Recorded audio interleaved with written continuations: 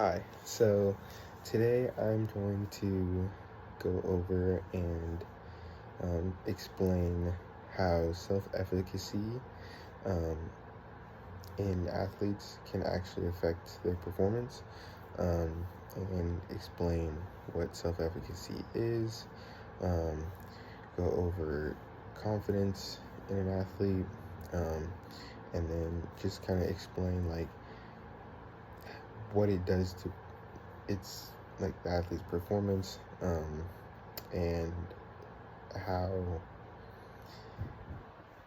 they perform when in comparison to different types of um, ways in building confidence and certain aspects of confidence or self-efficacy we can focus on specifically. We'll also be going over a specific study done with this Taekwondo group. Uh, there's males and females, and the reason I chose the Taekwondo for specifically was because it is a one-on-one sport.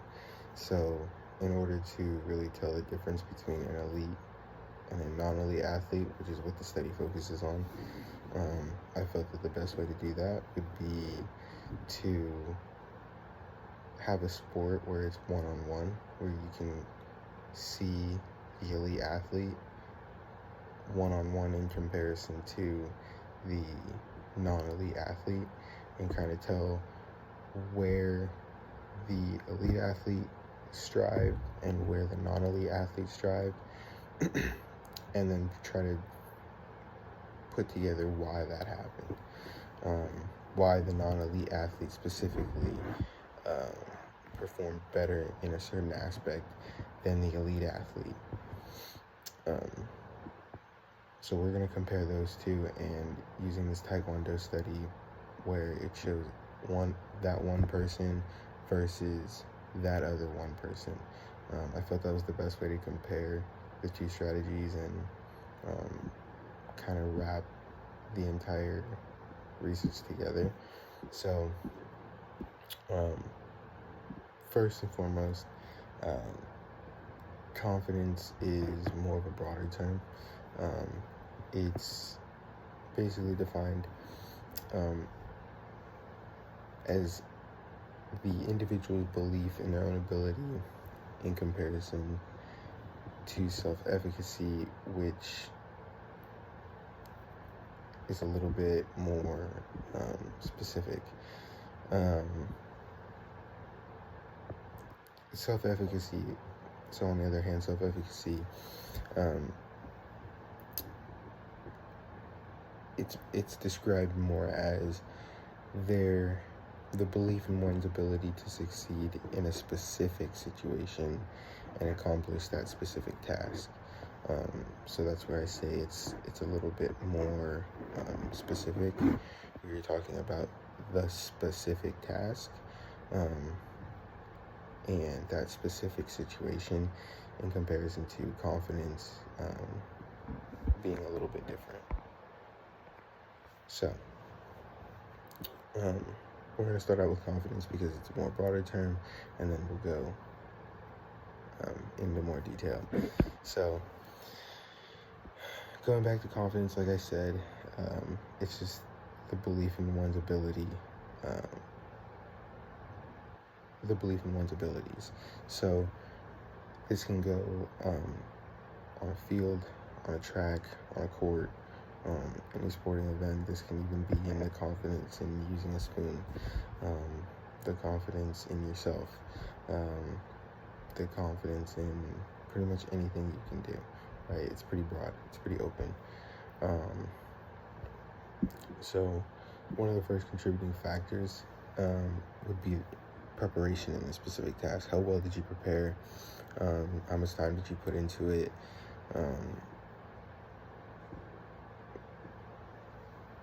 It's so by one's preparation, the more time you put into it, basically the more confident you're going to feel in it. it's pretty self-explanatory, right? If you keep practicing something over and over and over, you're gonna feel like you can do it at a better ability than somebody who hasn't put in the time or put in that preparation for it, right?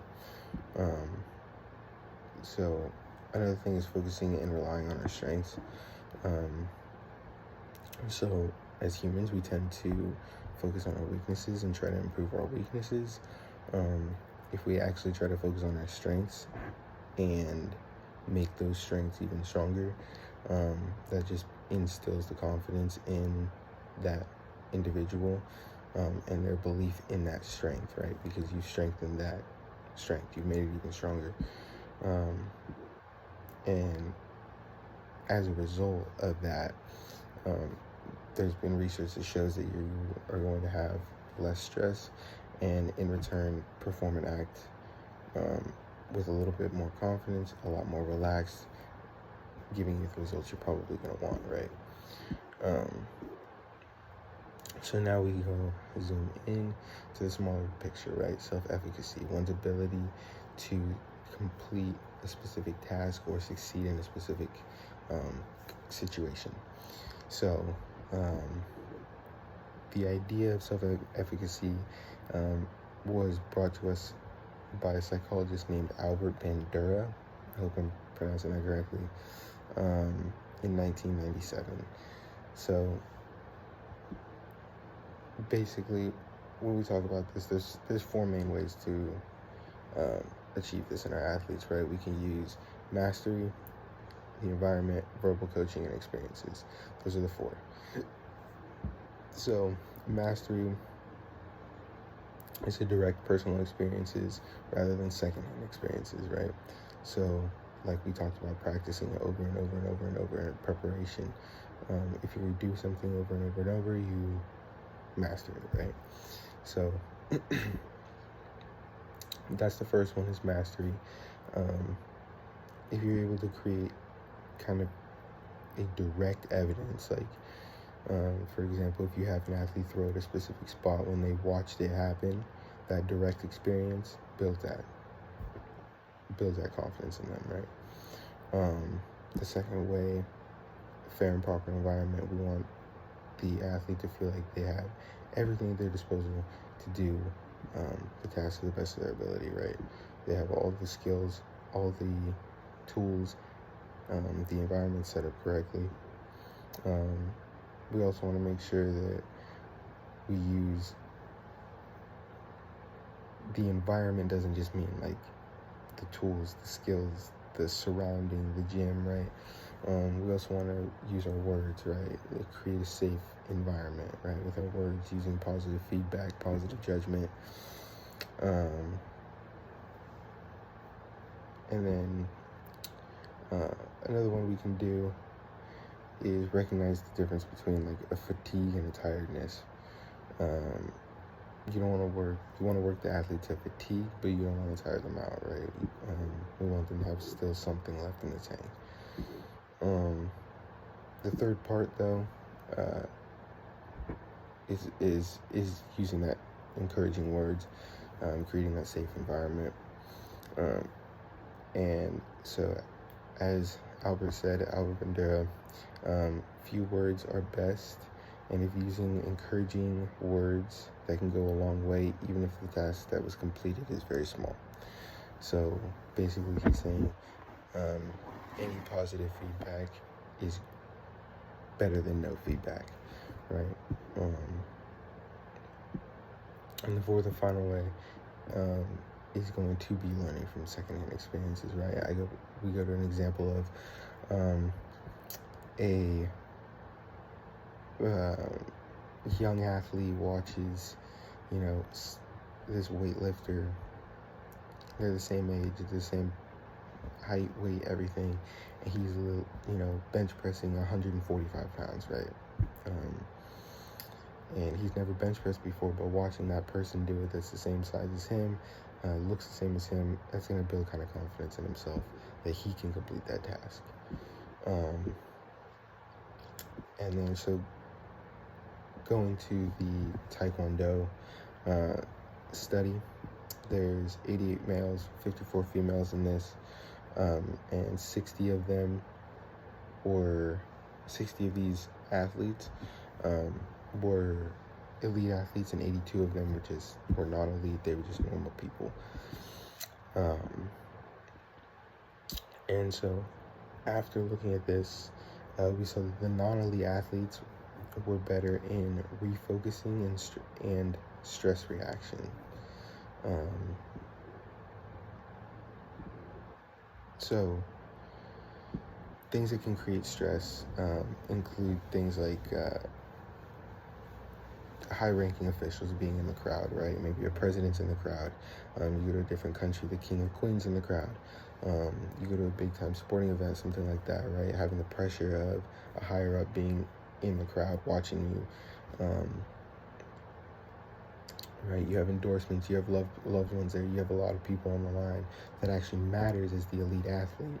As a non-elite athlete, you don't really have those things there, causing them to perform better in that category. The other one being the refocusing category, right? The elite athlete there's a lot of pictures being taken, there's a lot of flash going on, right? And so their focus can kind of go off and on. As a non-elite athlete, you're not really focused on any of that. You're so just not even focusing on anything but the taekwondo, fighting, defending yourself. Everything's off of instinct. That refocusing category doesn't really come into much of an effect. So just to reinforce it, right, when we use self-efficacy, we're talking about the ability in one's, or the belief in one's ability to perform a specific task or perform in a specific situation, whereas confidence is a lot more of a broader term, right? Just one's ability and belief in themselves. So we went over some ways that we can build up self-efficacy, some ways we can build up confidence. We defined both of them, and we also were able to find a study where they were able to actually compare one elite athlete in comparison to one non-elite athlete, and tell the differences, see which one thrived in what categories and why that happened. So thank you for listening, and I hope you learned something.